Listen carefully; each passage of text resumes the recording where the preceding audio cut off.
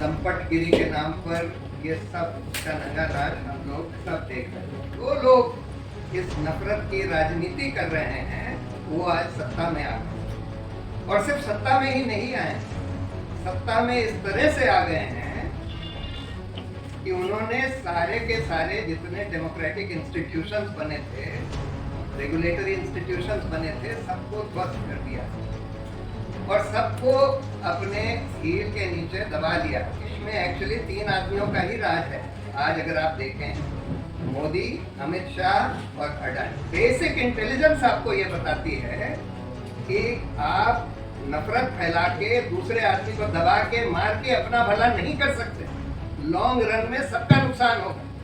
लेकिन अनफॉर्चुनेटली हमारा जो पॉलिटिकल सिस्टम है, पॉलिटिकल स्ट्रक्चर है, जिसमें फर्स्ट पास्ट द पोस्ट जो हमारी इलेक्टोरल डेमोक्रेसी है, उसमें कुछ लोगों का शॉर्ट टर्म फायदा जरूर हो जाता है और उनको लगता है कि नफरत फैला के, लड़ाई करवा के हम सत्ता में काबिज रह सकते हैं।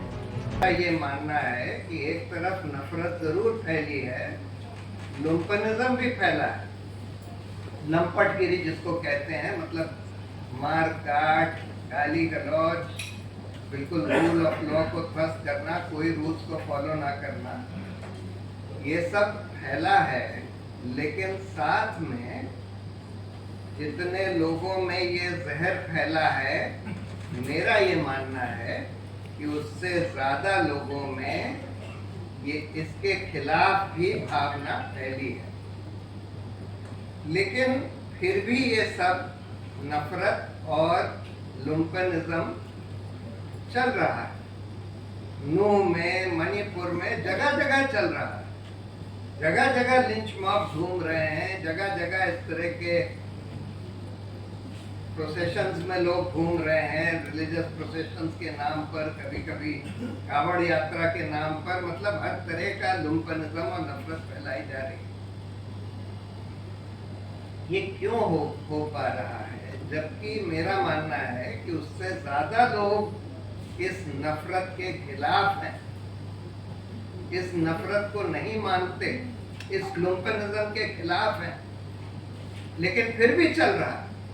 और ये इसलिए चल पा रहा है कि जो लोग इस नफरत की राजनीति कर रहे हैं, वो आज सत्ता में आ गए और सिर्फ सत्ता में ही नहीं आए, सत्ता में इस तरह से आ गए हैं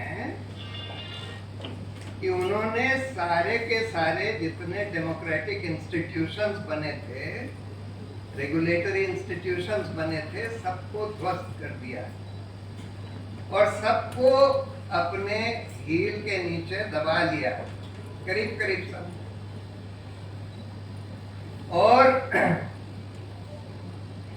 इस वजह से वो लोग ये सब कर पा रहे हैं।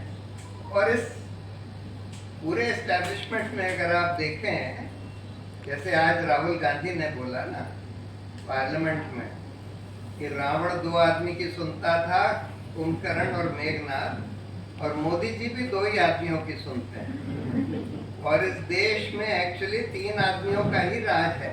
आज अगर आप देखें, मोदी, अमित शाह और अडानी, यानी कि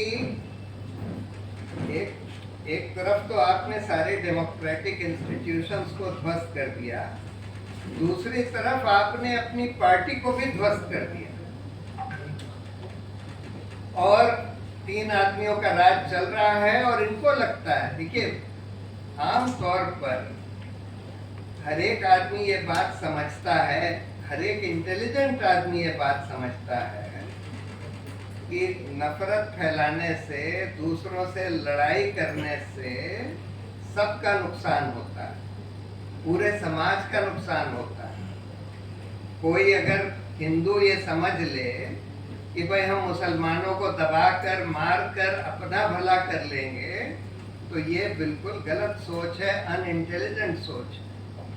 आर्टिफिशियल इंटेलिजेंस की आजकल बात होती है, उसके कॉन्टेक्स्ट में आर्थर सी क्लार्क ने अपनी एक 1962 की किताब है, मतलब 60 साल पुरानी किताब, प्रोफाइल्स ऑफ द फ्यूचर, उसमें एक चैप्टर है आर्टिफिशियल इंटेलिजेंस के ऊपर, जिसमें उसने लिखा है एकदम साफ कि those cheap comic strips and cheaper forms of science fiction which propagate the view that artificial intelligence will be malevolent and hostile to humans are just promoting or projecting their own aggressive instincts which have been inherited from the world of jungle into a world where such things do not exist.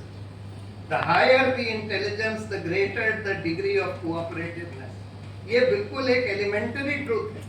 अगर इसको समझना है तो एक किताब है the evolution of cooperation, Robert Axelrod की, उसको आप पढ़ लीजिए.